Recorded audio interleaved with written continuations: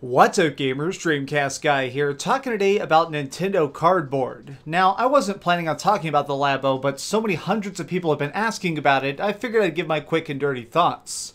Overall, I think that this is a very interesting idea, and something that, in my opinion, could be very positive for parents. It's something that you could work together with your kids to try and promote imagination and make them think about problem solving. This is something I really benefited from growing up, as my parents would buy me a lot of Legos, and so because of it, I was constantly trying to think about how to build things up.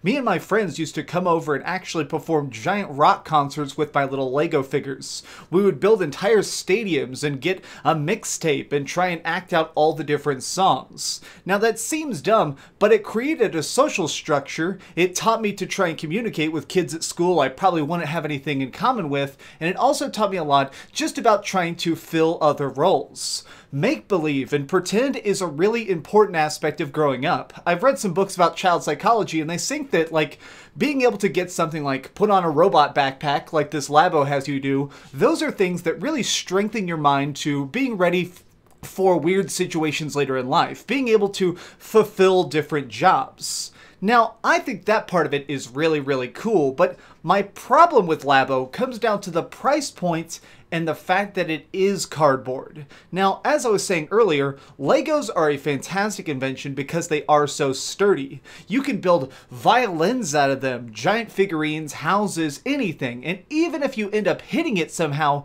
it breaks back into its original smaller pieces. Actually, breaking Legos is very difficult. I mean, I stepped on my Legos about 1,000,000 times by accident and they were fine. I could just reconstruct it, rebuild a jet, do whatever I wanted. But specifically, this cardboard is what worries me. Kids have accidents. They like to run around, they trip and fall sometimes. And I don't want a kid to have this $80 piece of cardboard and one fall destroys it. That's going to crush them, and obviously it's going to crush it.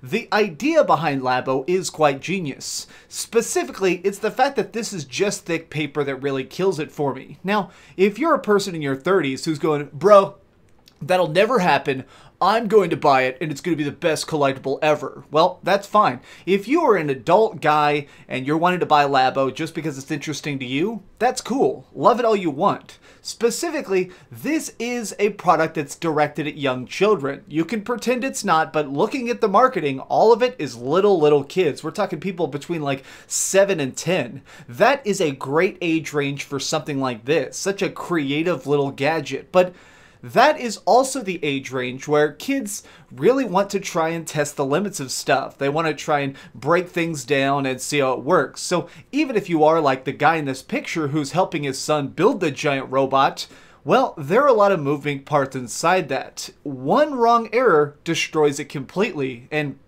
we still don't know how you're going to get more of this cardboard. Originally, there were rumors that that Nintendo was going to show you designs so you could 3D print more of these. That has been proven false. The only way you're going to be able to get more of this cardboard is from Nintendo themselves. I'm assuming they're probably going to have like kits where you're actually going to be able to buy specific kits of another like 10 or 15 or 20 of these boards. That's interesting, but it still seems so... it seems like you're trying to cure a problem that doesn't need to exist. If you made this out of plastic, that would be so much better. Not only would it be more sturdy, but you could have them all snapped together. This fishing rod specifically is something I think is going to break in 5 minutes. The fact that it is $80 for the robot kit and it's got a fishing rod that probably won't last 8 minutes is a big problem to me, and I can't really get over that. My thing is I want kids' toys to be as durable as possible. I want every product to last as long as it can. And Nintendo is actually somebody who's been really good about this in the past. That's why I was actually really blown away when they came up with the 2DS. Honestly, I think that that is one of the most genius things Nintendo has came up with. I never would have thought of that, but the idea of, okay, let's get a 3DS, take out all the parts that are the most delicate, make it one big screen so it's cheaper to produce, and target it towards kids, that was mind-blowingly smart. And true, a lot of adults enjoy it too, but that was something that was made for kids by really smart adults, and it fits into this interesting demographic. I was hoping that Nintendo Labo could sort of fill that same role, but it obviously can't. Now, I'm not saying that this thing is bad, I'm not saying it's pure trash, I'm saying that Nintendo Labo, in my opinion, from what we're seeing right now, isn't a really well thought out product. No matter how thick that paper is, cardboard is still cardboard. One tiny little mistake and it's destroyed. One spilled glass of water and it turns into paste. If you even leave it in a hallway one time, it's gone. Now, I can actually step on my 3DS or my 2DS 10 times and it's perfectly okay. It's weird that Nintendo has become synonymous with a company that makes things that are durable, interesting, and different, and then they come out with a product that's interesting, completely falls apart, and a little bit overpriced in my opinion. So, this has been my quick and dirty thoughts, and I think that a lot of people are going to be mad. Just think about this. I think that people are going to buy this. I'm just saying, if you're a parent or some sort of Nintendo collector who wants to put this on a shelf, that's okay. I'm just saying, don't expect this thing to last too long. It is an interesting novelty, but it's really... I don't think it's for that many people. This seems like a really specific, tiny audience.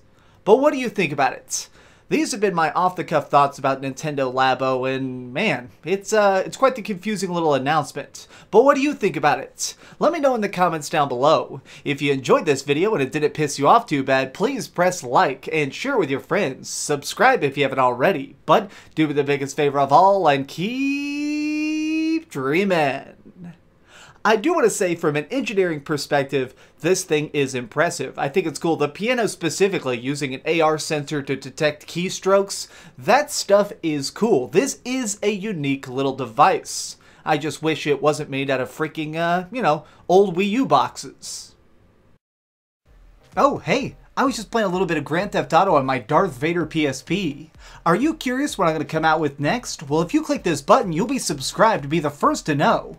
Also, if you click over here and here, you can see my latest review and my latest top 10. I promise, it was super good. Or it was really bad and I'm sure you can just make fun of me in the comments. Either way, it'll be a lot of fun. Thanks so much for watching.